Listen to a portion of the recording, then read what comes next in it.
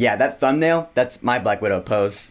It's actually pretty uncomfortable, but it looks cool. So alright, this is a spoiler talk for Black Widow. That is of course a spoiler warning. If you have not seen this movie yet, probably best not to watch this video unless you don't care. You know the drill. Cause honestly, this movie, like I said, I didn't love it, but I didn't hate it. I gave it my middle rating, my discount rating, which I should probably change to discount price instead of discount theater because discount price probably makes more sense at this point. But a movie I give that rating to, I usually don't mind watching more than once, cause I can still enjoy it to some capacity, such is the case with this movie. It's not that bad, I just wasn't overly enthusiastic about it. Point is, it's still rewatchable. So let's just dive right in. The movie starts out in Ohio in 1995. Okay, so we got a little flashback prologue, and right off the bat, this prologue, I was like, alright, this is dragging on for a while. This whole prologue is like 10-15 minutes. I get that it introduces us to the spy aspect of this movie, and it also introduces us to the characters, but whenever a prologue goes on for too long, I was like, alright, this isn't the main story here. Can we get to that already? I was kind of getting impatient watching this prologue. Although I'll admit it was pretty cool to see young Nat threatening all those guys with a gun when they're in Cuba and they're threatening to separate her from her sister. She just takes that guy's gun. She's like, I will fucking kill you all. She didn't drop an F-bomb, but it did feel like that. I was like, damn, kid. And actually, I just found out that the kid who plays young Nat is the daughter of Mila Jovovich. What's it say when an accomplished actress's daughter is a better actress than her mother? Eee. But it's also during this prologue that we learn that David Harbour's character, Alexei, is a super soldier. He has super strength, which, okay, how many super soldiers actually are there in this MCU? Remember in Captain America, the First Avenger, when Peggy said, any hope of reproducing the program is locked in your genetic code. And so we were like, okay, the only super soldier that could possibly exist now is Steve Rogers. Well, I guess not. I guess Peggy was completely wrong on that, because now we have Bucky and the whole group of Flag Smashers and Falcon and Winter Soldier, and now we have Red Guardian. I don't know. I think it's safe to say that Peggy was completely wrong when she said that. Although it's never explained how Alexei got a hold of the super soldier serum in Russia, but I guess it doesn't matter. So after this prologue finally wraps up, we have this opening credit sequence, which is a rare thing in the MCU. Usually credit sequences are saved for the end. But I did think, visually anyway, that this opening credit sequence was pretty cool. I like the visuals with the spy aesthetic and the titles. What I hated about it though was the song. It's this slowed down dramatic version of Smells Like Teen Spirit, and I'll be honest, I hate when movies do that. When they take a rock song that's supposed to be a fun rock song and they slow it down and make it dramatic. Birds of Prey did the same thing with Hit Me With Your Best Shot. I don't know, for me it just takes all the fun out of a song, and it sounds kinda lame in my opinion. But that's just me. Alright, so now we're at our main story. And I'm actually gonna talk about Yelena first, because Yelena, in my opinion, is the best part of this movie. She's great. Just the more I think about her, the more I love her. And I really like the fact that when we first really meet her, she is actually a mind-controlled Black Widow drone. She's on a mission hunting down a rogue Black Widow who ends up using that red smoke on Yelena, which frees her from her mind control. And so Yelena kind of wakes up. She's like, holy shit, what the fuck have I been? Yeah, I thought that was really cool. And so Yelena is now tasked with freeing all the other Black Widows, which is what kickstarts the whole story with Natasha in this movie. Because Yelena's like, alright, if I'm gonna bring down this program, I'm gonna need some help. And who better to call for help than an Avenger that you used to know? So good call, Yelena. So all these Black Widows are being controlled in the Red Room by General Dreykov. Now, Dreykov, he's pretty much the main villain in this movie, and we heard about him first in the first Avengers movie. The scene where Loki's talking with Natasha Romanoff, he's like, can you really wipe out that much red?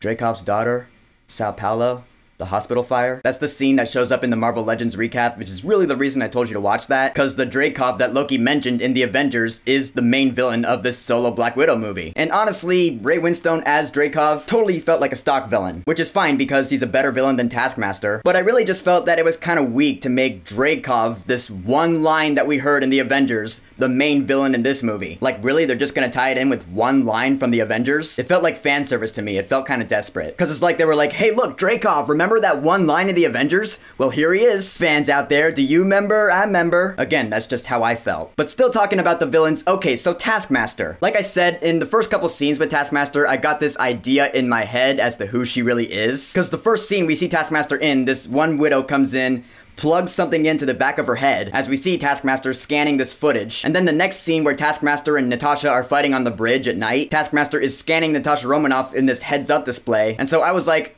is Taskmaster a robot? That's honestly what I thought. I thought they were making Taskmaster just some sort of mindless droid that was just a killing machine. That's why he didn't talk at all, and that's why he could fight so efficiently. And I was like, that would really suck if Taskmaster just turned out to be a robot. Thankfully, I was wrong about that. But yeah, that scene where Nat and Taskmaster are fighting on the bridge, I mean, it starts off where Nat is driving on the road listening to Cheap Thrills, and all of a sudden her car is just blown up, and this is the first instance where I was like, she would be dead after that. Because the car crashes and tumbles and almost falls off the bridge, bridge, and Nat just gets out of the car. She doesn't even have any broken bones or anything. She's completely fine, and then she gets into a scuffle with Taskmaster. Nah, come on. Again, she doesn't have super strength. She would be at least injured. She would break something. I mean, if it were Captain America or Red Guardian in that car crash, then yeah, I would probably understand if they weren't injured by a car crash. Because they're super soldiers. They can take it. But Natasha Romanoff? She's not. Sure, she's highly skilled, but she's still just a regular human being. So when she survives a car wreck like that, I'm just like, that's unbelievable. She survived that crash so that Taskmaster could beat the fuck out of her, which is what she does. When she kicks her off the bridge with a shield, she hits the car on the way down, and you're like, ooh, yeah, that had to hurt. Like I said, Natasha Romanoff gets her ass beat in this movie. Next case in point, when she meets Yelena in Budapest. Their fight that they have, I honestly thought it was one of the best fights in the movie. Because again, the sound during that fight, it was great. Yelena's taking Natasha and slamming her around. The sound was just really jacked up for that fight. It was awesome. And so we learned that the Black Widows in the Red Room, they're being controlled by Dreykov through some kind of mind control process that makes them susceptible to suggestion. I compare it to the clones in Star Wars: The Clone Wars. You know, how they had inhibitor chips in their brains, which pretty much did the same thing to them. They made them susceptible to suggestion. That's why they took Order 66 so easily. So same deal here with the Widows. Then we have this car chase scene, which is actually really cool. I like the banter back and forth between Natasha and Yelena. It was funny, you know, they were bickering like friends or sisters would. But then again, the car just wrecks because Taskmaster shot that arrow at them that blew up the car. And again, the car tumbles and falls into that train station, and I was like, they're dead. They're hamburger. And the fact that both Natasha and Yelena walked out of that car alive and in still pretty good shape, that was the biggest instance where I was like, no, bullshit. Come on, really? All right, that's all I have to say about that. Let's talk about how Natasha originally defected from the Red Room to S.H.I.E.L.D., because that is touched on in this movie. She defected before this whole mind control thing was invented, and it's shown that the final process in her defection was her blowing up this building that had Dreykov and his daughter in it. And so we were told beforehand that Dreykov's daughter is dead because you killed her. So when they show the flashback, I was like, okay, is Dreykov's daughter gonna be a little girl? Because I feel like I've seen something like this before. I'll tell you where in a second. Because yeah, sure enough, it was. So Natasha blew up this building with a little girl in there, and I guess that made her feel really guilty. And I was like, I've seen this before in Agents of S.H.I.E.L.D. Yeah, Melinda May, the story of how she came to be known as the Cavalry was because she had to kill this little girl. And the way it affected her and scarred her for life, I honestly felt that was a lot more impactful in Agents of S.H.I.E.L.D. than it was here in the Black Widow movie. I don't know what that says when I could really feel the guilt from Melinda May, but not so much from Natasha Romanoff. I'm just saying, so that flashback scene didn't hit me with as big of an impact as it probably meant to. You know what I did like in this movie though?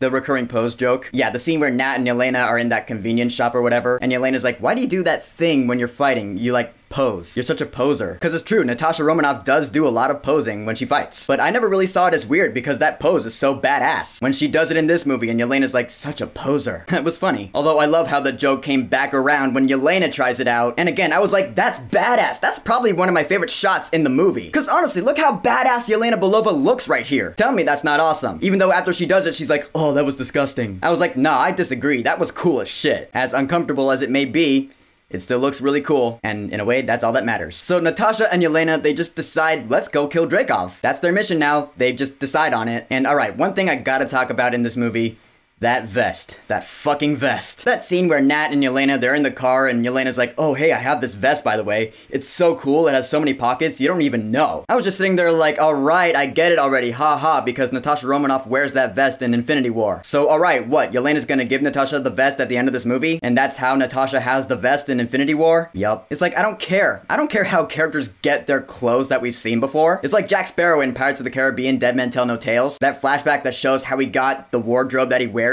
Who cares? I see it as a transgression when movies try to give clothes emotional meaning and depth, because it just never lands for me. So after we get Alexei out of prison, we meet Melina Vostokov, played by Rachel Weisz, or is it Weiss? She was the mother figure in this family that Natasha was in her childhood in the prologue, and we learned that Melina was the one who invented this mind control process that they're using on the widows. Which, alright, can we all agree that that scene with the pig was super uncomfortable to watch? Melina's like, oh hey, here's an example, alright, I'm gonna make this pig stop breathing. And she does, and we're all like, holy god, why would you torture that poor animal like that? It's like the scene in Goblet of Fire where Mad Eye Moody does the curse on the spider thing. And you remember how uncomfortable Neville looked when he was forced to look at it? Yeah, that's how uncomfortable I felt watching this scene with the pig in this movie. Not fun. No. Although I did think it was pretty funny that she named that pig Alexei after David Harbour's character. And she's like, what? You don't see the resemblance? That was pretty funny. I laughed at that. But then they're all ambushed by Black Widows and they're taken up to the Red Room. We discover that the Red Room is this facility that's hovering in the sky. My question is, was it always like like that? Or did it move from somewhere else, like on the ground? I don't know, but if it did, that reminds me of Columbia from BioShock Infinite. And okay, now we get to the reveal of who Taskmaster really is. And it turns out that Taskmaster is revealed to be Dreykov's daughter, Antonia Dreykov. To which I was like, okay, well, that's better than Taskmaster being a robot, but still, the fact that Taskmaster is Dreykov's daughter, again, that ties it in with Loki's one line in the Avengers. Again, it just felt like desperate fan service. Dreykov's daughter, you member, I member. And besides, that's not like it changed her character at all. She was still pretty boring with no personality or dialogue. But when Nat is facing down Dreykov, this is actually pretty cool, albeit kind of gross. Because it turns out that he put like a pheromonal lock on her when he was originally training her. So if she smells his pheromones, she physically can't hurt him. That makes no sense whatsoever, but okay. And so to get past that pheromonal lock, she literally just slams her head on the table, severing the nerve. I was like, oh, that's gross. Yeah, I found that pretty gnarly. But then she can just kick the shit out of Dreykov, which she does. And so from here on, the mission is completed without a hitch, really. The Red Room goes down, Dreykov is killed by Yelena, the Widows are freed, and Taskmaster is freed after that super brief fight with Nat. Which, okay, this is potentially interesting. Antonia Dreykov is now free to be whoever she wants to be, so maybe she can turn up again in some other MCU title?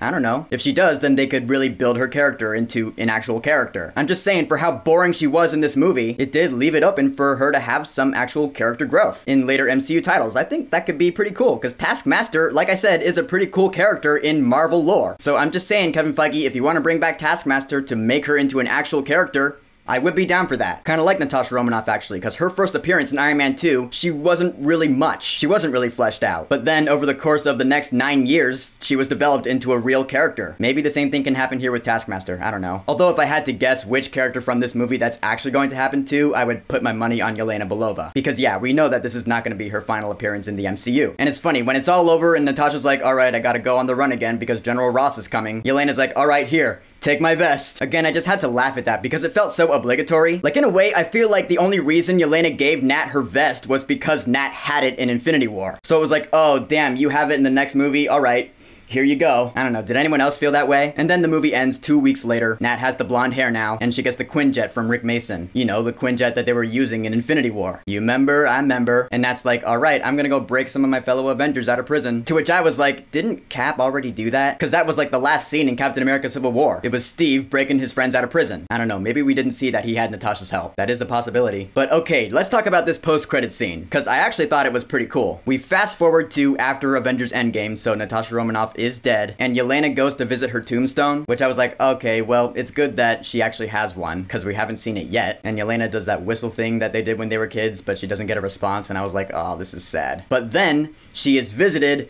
by none other than Contessa Valentina Allegra de Fontaine, played by Julia Louis-Dreyfus, which then you remember, oh yeah, she was in Falcon and Winter Soldier, but we were told that she was supposed to show up in Black Widow first when it was supposed to come out first. But alright, it's a good thing she's just here for the post-credit scene. And she's like, alright, Yelena, I got your next target for you. So you're like, okay, Yelena's working for Valentina here? What is this? What organization is this? What organization is this where she would be working with Yelena Belova and John Walker, US agent? I don't know, but I'm really curious now. And she's like, alright, here's your next target. This is the man responsible for Natasha's death. And it shows it's a picture of Clint Barton, to which I was like, holy sh...